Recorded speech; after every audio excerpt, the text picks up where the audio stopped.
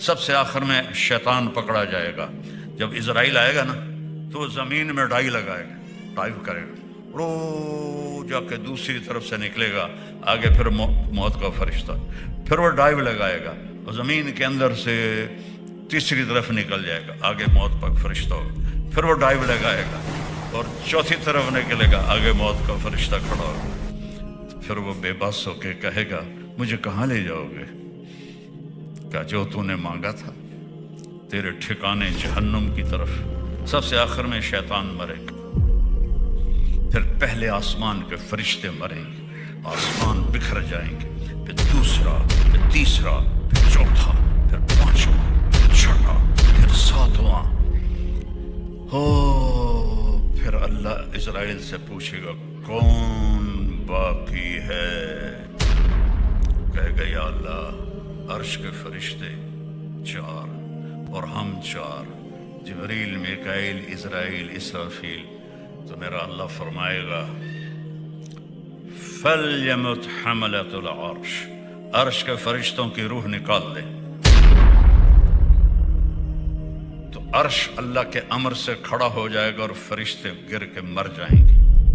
پھر اللہ پوچھے گا کون باقی ہے؟ اللہ کو تو پتا ہے.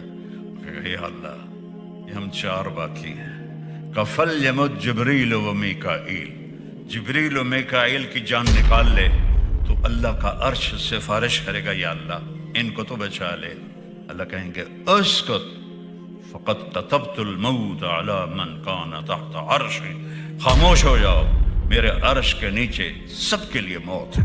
اگر میں کسی کو زندہ رکھتا تو اپنے حبیب کو رکھتا، میں نے اسے بھی موت کا پیالہ پلایا. پھر اللہ کہے گا کون باقی؟ کہیں گے یا اللہ اسرافیل اور میں. اسرافیل سور پھونک رہا ہوگا تو اللہ کہیں گے فَلْيَمُتْ اسرافیل، جان نکال لے اس کی. تو سور اڑ کے عرش کے ساتھ لٹک جائے گا اور اسرافیل گر جائے گا. پیچھے رہ گیا ساڑا بیلی اسرائیل کلا. تو اللہ فرمائے گا کون باقی؟ ہماری تو ٹانگیں کانپتی رہیں، جو کانپیں ٹانگتی رہیں موت کے ڈر سے. آج اسرائیل نے بھی پتہ لگ جانا ہے، وہ بھی ایسا کرے گا کیونکہ سب کی جان نکالتے اسے کیا پتہ چلتا ہے. آج وہ اپنی نکلنی ہے تو وہی ایسے ایسے کر رہے گا. اللہ کہے گا کون باقی؟ کہ اللہ تو میں ہی باقی. امت فإنک خلق من خلقی، مر جا تو بھی میری ایک مخلوق ہے. تو اسرائیل اتنی خوفناک چیخ مارے گا کہ اگر زمین آسمان سلامت ہوتے پھٹ جاتے، اتنی چیخ مارے گا اور مر جائے گا. اور پھر میرا اللہ کہے گا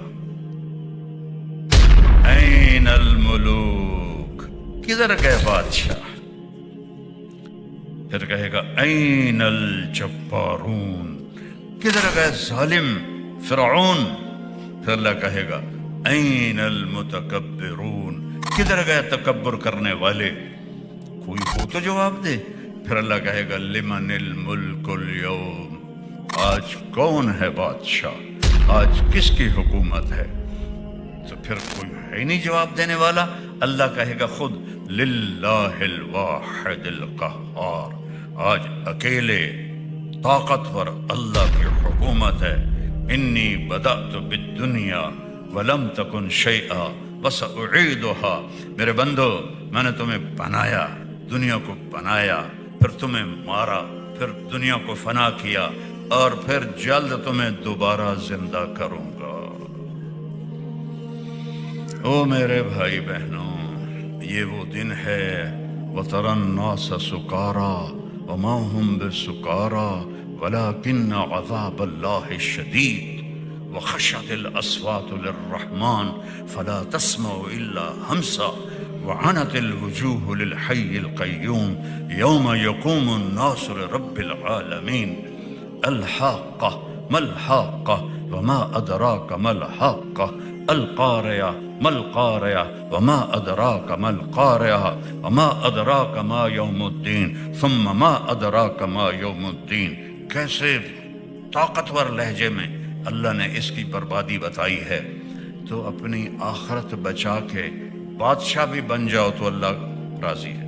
آخرت بچا کے آخرت بچا کے اللہ کے حبیب کو راضی کر کے بادشاہ بھی بن جاؤ تو اللہ راضی ہے۔